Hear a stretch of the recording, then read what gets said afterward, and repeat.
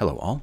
As a quick heads up, since this video discusses a few aspects of the general hypercar class, as well as the Toyota hypercar, it will be a little longer than the 5 to 7 minute target I usually aim for. Anyway, time's a-wasting, so let's get started. In contrast to this season's new top-class IMSA prototypes, Hypercar is already in its third season, although the first two seasons were something of a prologue, with only 3 teams competing, one of whom was running a grandfathered-in LMP1 car. This year saw full season debuts for a bevy of manufacturers, including Peugeot, Ferrari, and Van Wall, as well as joint Hypercar LMDH entries from Porsche and Cadillac. Hypercar, in its current guise, however, has changed significantly from the original plans laid out only 5 years ago.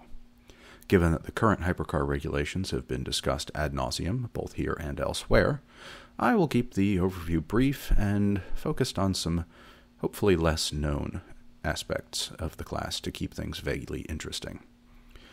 With Toyota left effectively unchallenged in the World Endurance Championship after Audi and Porsche's departure and costs skyrocketed, a rethink was needed. Looking to cut costs and improve competition quality through both simplification and attracting new entrants, a rather clever new class was developed that, at least on paper and in my opinion, had the right elements that stood to reinvigorate prototype racing and bless the consuming public, and by public I mean non-platinum rated drivers, with a new crop of incredible road cars to adorn the bedroom and garage walls of children of all ages. With some proposed aspects that would later manifest in LMDH, partly due to planned convergence, such as a spec low-power hybrid system and power cap in the 500 kilowatt or 700 horsepower range, there was initial engagement from, in addition to Toyota, Ferrari, Ford, Aston Martin, and McLaren. The initial guidelines were released in mid-2018. Particularly compelling were the requirements that would have really encouraged or required a simultaneously developed road and race car for top-level competition, those being increased cockpit size over LMP1, including a wider windscreen and more road car-esque roofline, a cost cap at 1/4 the level of the typical LMP1 hybrid program expenses, production homologation requirements, and perhaps most simply, but certainly most importantly, 2 seats, allowing for the intrepid and fortunate owner of such a road vehicle to transport one's shopping, a miniaturized nuclear reactor back to a secret lair, or perhaps even a particularly beloved pet. But de rigueur for any ambitious new project, within a year everything had changed. Allowances for diesel engines, active aero, and the mandate of a spec hybrid system had all disappeared. Manufacturer commitments remained elusive, and it wasn't until 2019, on the eve of Le Mans, that the revised technical regulations were released, at the same time as commitment announcements from Aston and Toyota. A mere 8 months later, of course, Aston Martin withdrew on the orders of its new owner to focus on Formula One, which cost us the joy of seeing a Valkyrie-derived racer throwing itself around Circuit de la Sarthe. No material result ever came from Ford or McLaren's initial engagement, and while Ferrari and Toyota are both competing at this point, and doing well, I might add, the hypercar designs that have thus far materialized do seem much more purpose-built racers than vehicles intended to have road-going siblings. Glickenhaus stands as the current sole exception to this, with intentions of offering the 007 as a road hypercar as well as a racer, but homologation requirements in Section 20 of the updated 2020 version of the regulations are conspicuously absent. And to some extent I get it. There has to be a collaborative process in crafting regulations that are compelling for all parties involved. Toyota's continued commitment to the WEC and ACO, prototype racing in general, probably gave them outsized influence in how Hypercar and its regulations evolved, and it's understandable that they would be more interested in a sort of LMP1 lights class, despite Hypercars weighing a good bit more than the old LMP1s, to maximize the utility of their experience over a clean sheet reset. Perhaps a bit of a tinfoil hat theory there, but oh well. Either way, the regulation changes, in the opinion of this commentator, represent a huge missed opportunity to recall where prototypes really came from and bring them into a modern era, as an amalgam of early GT1, groups 4 and 5 from the 1960s and 70s, and heck, while we're wishing, maybe even some elements from the 50s World Sports Car Championships. Ah well, It does not do to dwell on dreams and forget to live. Besides, now in its third season, the Hypercar class has come into its maturity, with participation now from 5 different manufacturers, and at least one more expected by the start of next season, in addition to crossover entries from Porsche and Cadillac, and with BMW committed to a WEC entry next season as well. Anyway, on to section 2 of the video.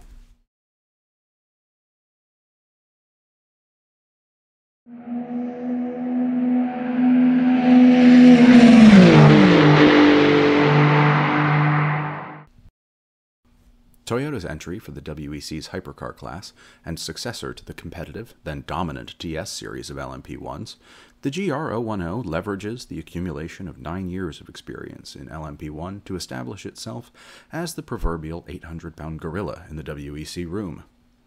Originally designed with a co-developed road car in mind, conceptualized as the GR Supersport in keeping with the intended ethos of the Hypercar class, well, we know what happened to those plans. Indeed, the GR010 is in many ways a direct evolution of the TS050, the last LMP1. It uses an enlarged version of the same H8909 code V6 engine, increased to 3.5 liters from 2.4 and still sporting twin turbos, but now making around 670 horsepower, up from 493 in its smaller guise. However, this power increase belies the significantly lower power provided by the smaller hybrid system of the GR010. In the LMP1 era, hybrid systems in vehicles were grouped into several categories based on their energy usage, divided in 2 megajoule increments. This segregation has gone away, and the GR010's lithium-ion batteried hybrid system now only provides 268 horsepower, instead of the 493 from the TS050's 8 megajoule system. As with the TS050, the in-house designed and built hybrid system sends its power to the front wheels, and the engine sends its power to the rear, making the vehicle 4-wheel drive, but only in a limited capacity, as hybrid power in hypercars can only be deployed at certain speeds or times during a lap, with the speed restrictions somewhat controversially set by BOP regulations. The GR010 can only deploy its hybrid power at speeds above 190 kilometers an hour or 118 miles per hour, and as with all of the hybrid hypercars and LMDH vehicles, and non-hybrid hypercars as well, the total power output at any given time is capped at 670 horsepower. So, in hybrids, as the hybrid power cuts in, engine output automatically decreases to compensate, monitored by torque sensors in the vehicle's drive shafts. Aren't rules fun? The vehicle's power travels to the rear wheels from the engine through a 7-speed sequential semi-automatic gearbox, one more gear than the TS050's, and while I haven't been able to determine whether the unit is manufactured by Toyota themselves or by a third party, a certain British gearbox manufacturer did make a 6 or 7-speed box for LMP1 applications. Brembo provides the carbon brake rotors and pads, matched with Akebono calipers, Michelin tires wrapped around Ray's engineering wheels. As with everything else these days, suspension is a fully independent system with double wishbones and pushrod actuation. This was a pretty substantial change from the TS050, however, with many of the more advanced suspension components and designs of that vehicle, including interlinked systems and inerters, not inverters, but inerters, both of which greatly improved mechanical grip, no longer permitted. All of this is packaged in or bolted onto a carbon fiber and aluminum monocoque, also in-house designed and built, at least as far as my research can determine, by Toyota. With component-level weight minimums in the hypercar regulations, Toyota spent the extra weight for the chassis to greatly improve robustness over the LMP1 design, which should improve driver safety as well. As far as competition history, well, the GR010 has thus far been so successful as to be a bit boring. Toyota has run 2 cars in each season thus far, and in the 15 races to have occurred at the point of recording, only 2 races in the 2022 season have seen a non-Toyota on the top step of the podium, with the rained-out 1,000 miles of Sebring and a far more exciting 6 hours of Monza seeing Alpine's second-hand LMP1 take victory. This year has seen more robust challenges to Toyota's dominance, particularly in the form of Ferrari's new 499P, but no purpose-built hypercar has yet managed to outlast or outcompete against Japan's finest. And as for this video's call to action not containing the 3 sacred words of YouTube, like, comment, subscribe. It's Memorial Day weekend here in the US, and for many of us, the unofficial start of summer.